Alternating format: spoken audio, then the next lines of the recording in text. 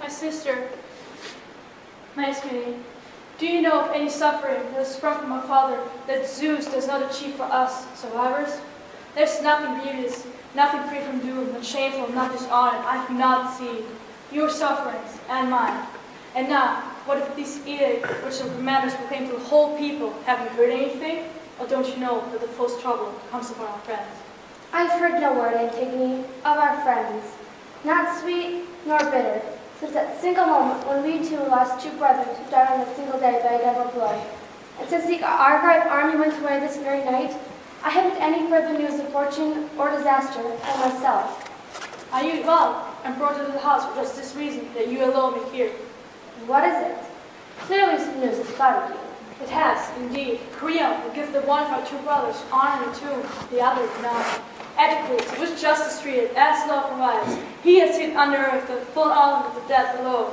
But Polynesius' corpse, who died in pain, they say has proclaimed to the whole people that none may bury him and none bewail, but leave him unwept, untuned, a rich, sweet sight for hungry birds beholding. Such orders, they say, the worthy Creon gives to you and me. Further, he has demerits at heart that anyone who dares to attempt the act will die by public stoning in the town. So there you have it. You will show the noble who falls from his descent. If things have reached this stage, what can I do, poor sister, to help to make or mend? Think you wish him my labor and my head? And what will you risk? And where is your intent? Will you take the corpse along with me? To bury him, you mean, when it's been forbidden? My brother and yours, though you may wish he was not, I shall never be found to be his traitor. Oh, heart of mine, when Creon spoke against it, It's not for him to keep me from my own. alas, remember, sister, how our father perished, abhorred, ill-famed, himself through his own curse destroyed both eyes. Remember next his mother and his wife, finishing life in the shame of twisted strings, and third, two brothers on a single day. Poor creatures, murdering, a common doom, each with his arm accomplished on the other. And now look at the two of us alone. We'll perish terribly if you force law and try to cross the railroad of power. We must remember that we too are women, so not to fight with the men. And that since we are subjects to strong power, we must hear these orders, or any that may be worse. So I shall ask of them beneath the earth forgiveness. For in these things I am forced. I know that wild and brutal actions make no sense. I would urge it, if thou you wish to act, you will please with a partner. Be what you want to, but that man shall I bury. For me, the doer, death is best. Friend shall alive with him, his friend for friend, when death the crime of piety. Long at the time, when it should please the dead, then will also appear. You may see fit to keep me from honor, with the gods of honor. I shall do no dishonor, but to act against the citizens, I cannot. That's your protection.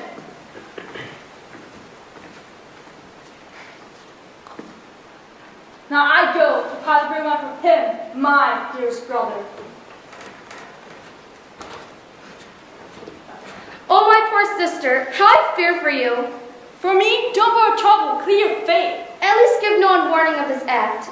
You keep it hidden, and I'll do the same. Dear God, say that to me. I shall hate you more for not proclaiming this to all. You have a hot mind over chilly things.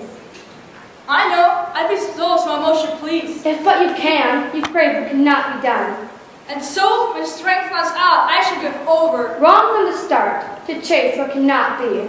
If that's your saying, I shall hate you first, and next to that will all justice. But let me and all ill counseling suffer this terror. I shall suffer nothing against greatness dying from lack of grace. Go. But know this. You go senseless indeed, but loved by those who love you.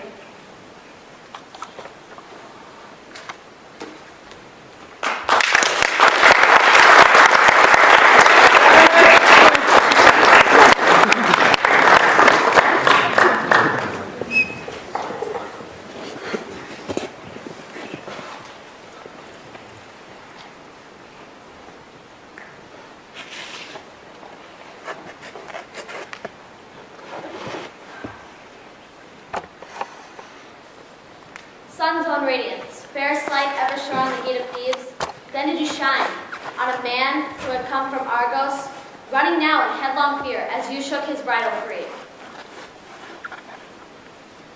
He was spared by the dubious quarrel of Polynices, so, screaming true, like an eagle over the land he flew, covered with white snow wind, with many weapons, with horsehair crested helms.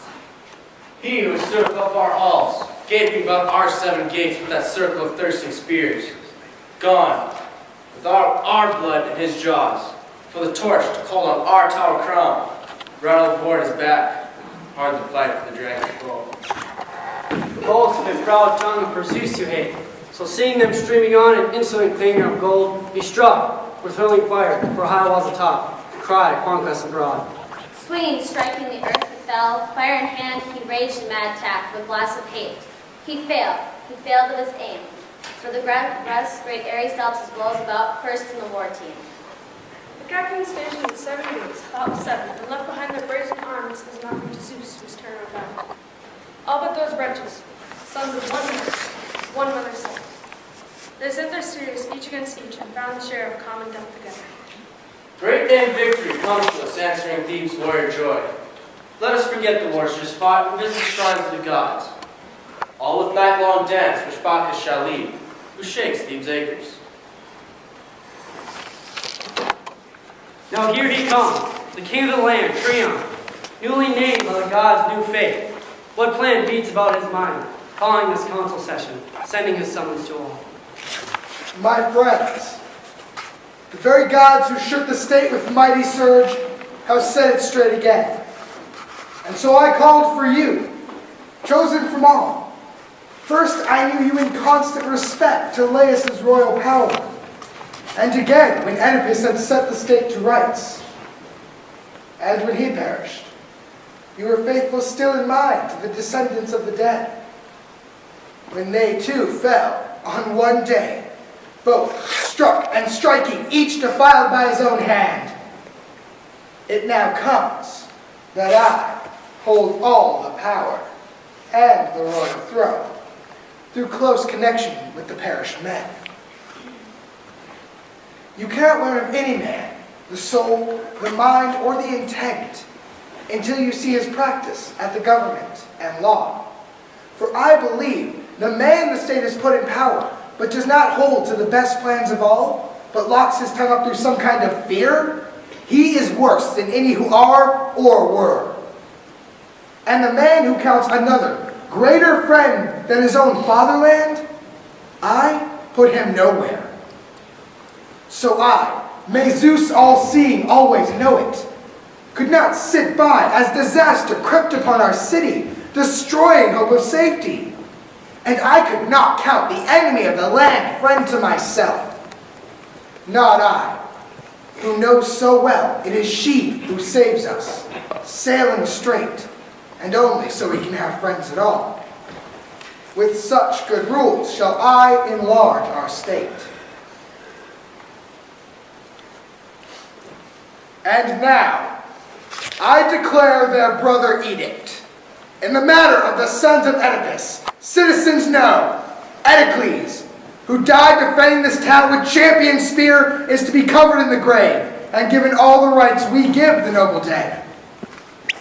But Polynesius, whom I named the exile, who came back to burn his fatherland, the gods who were his king, gorge on blood he shared, and leave the rest of us as slaves. It is announced. No one in this town may give him burial or mourn for him. Leave his corpse unburied. Leave him disgraced. A dinner for the birds and for the dogs. Such is my mind. For I myself shall never honor the wicked and reject the just.